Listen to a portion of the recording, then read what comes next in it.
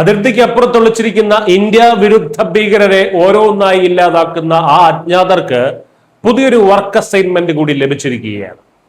അടുത്തതായി വേട്ടയാടേണ്ട 23 പേരുടെ ഔദ്യോഗിക ലിസ്റ്റ് കേന്ദ്ര സർക്കാർ ഇപ്പോൾ പുറത്തുവിട്ടിരിക്കുന്നു. ജയ്ഷെ മുഹമ്മദ്, ലഷ്കർ ഇ ത്വയ്ബ തുടങ്ങിയ കൊടും ഭീകര സംഘടനകളുമായി ബന്ധമുള്ള ഈ 23 പേരെയാണ് കേന്ദ്ര ആഭ്യന്തര മന്ത്രാലയം UAPA പ്രകാരം തീവ്രവാദികളായി പ്രഖ്യാപിച്ചത്. ഇതോടെ കേന്ദ്രത്തിന്റെ പ്രഖ്യാപിത തീവ്രവാദികളുടെ പട്ടികയിലുള്ളവരുടെ എണ്ണം 80 ഉയർന്നിരിക്കുകയാണ്.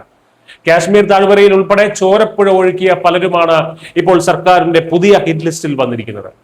ലഷ്കർ സ്ഥാപകൻ ഹാഫിസ് സയ്യിദിന്റെ വലം കൈയായിട്ടുള്ള അബ്ദുൾ റൌഫ്, പാക് അധിനിവേശ കാശ്മീരിലെ റാവൽകോട്ട് കേന്ദ്രീകരിച്ച് പ്രവർത്തിക്കുന്ന ജയ്ഷെ കമാൻഡർ മസൂദ് ഇല്യാസ് കാശ്മീരി, ഡ്രോൺ വഴി ആയുധം കടത്തുന്ന മുഹമ്മദ് മുസാദിഖ് തുടങ്ങിയ 23 പേരാണ് ഇപ്പോൾ കേന്ദ്രത്തിന്റെ നോട്ടപ്പുള്ളികൾ.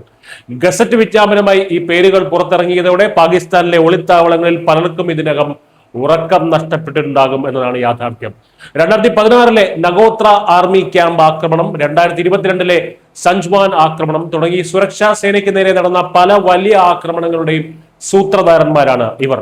ലഷ്കർ കമാൻഡർ ഫിർദൌസ് അഹമ്മദ് ഭട്ട്, മുഫ്തി മുഹമ്മദ് അസ്ഗർ ഖാൻ, ഹാഫിസ് അബ്ദുൾ ഷക്കൂർ തുടങ്ങിയവരും ഈ പുതിയ പട്ടികയിലുണ്ട്. ഇതിൽ ഭൂരിഭാഗം പേരും പാകിസ്ഥാനിലെ ലാഹോറിലോ അല്ലെങ്കിൽ പാക് അധിനിവേശ കാശ്മീരിലെ സുരക്ഷിത താവളങ്ങളിലോ കഴിയുന്നവരാണ്.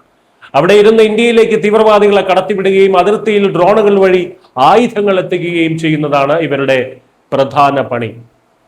മുമ്പൊക്കെ ഇന്ത്യ ഇത്തരത്തിൽ തീവ്രവാദികളുടെ പട്ടിക തയ്യാറാക്കി ഐക്യരാഷ്ട്രസഭയിലോ പാകിസ്ഥാനോ തെളിവായി കൈമാറി മറുപടിക്ക് കാത്തിരിക്കുകയായിരുന്നു പതിവ്. എന്നാൽ പുതിയ ഇന്ത്യയുടെ പ്രതിരോധ നയം അങ്ങനെയല്ല. ഈ പുറത്തിറക്കിയ പട്ടിക വെറുമൊരു കടലാസല്ല. കഴിഞ്ഞ കുറച്ച് കാലങ്ങളായി പാകിസ്ഥാനിൽ നടക്കുന്ന ദുരൂഹ കൊലപാതകങ്ങൾ അത് വ്യക്തമാക്കുന്നുണ്ട്. ഇന്ത്യ തേടുന്ന കൊടും ഭീകരർ പാകിസ്ഥാന്റെ തെരുവുകളിൽ അജ്ഞാതരുടെ വെടിയേറ്റ് വീഴുന്നത് നമ്മൾ കാണുന്നതാണ്. അതുകൊണ്ട് തന്നെ ആഭ്യന്തര മന്ത്രാലയം ഇപ്പോൾ പുറത്തുവിട്ടിരിക്കുന്ന ഈ 23 പേരുകൾ വെറുമൊരു നിയമ നടപടി എന്നതിലുപരി ആ അജ്ഞാതർക്കുള്ള കൃത്യമായിട്ടുള്ള സന്ദേശമായിട്ടാണ് വിലയിരുത്തപ്പെടുന്നത്. ചുരുക്കത്തിൽ ഭാരതത്തിന് നേരെ തിരിയുന്നവരെ ലോകത്തിന്റെ ഏത് കോണിലായാലും വെറുതെ വിടില്ലെന്ന ശക്തമായിട്ടുള്ള താക്കീതാണിത്. പുതിയ ലിസ്റ്റ് കൂടി വന്നതോടെ പാകിസ്ഥാനിലെ ഭീകര ക്യാമ്പുകളിൽ ഇനി ഭയപ്പെടുത്തുന്ന കാത്തിരിപ്പിന്റെ ദിനങ്ങളാണ്. എന്നാകും തങ്ങളെ തേടി ആ അജ്ഞാതർ എത്തുന്നത് എന്ന കാത്തിരിപ്പ്. News desk Malayalam.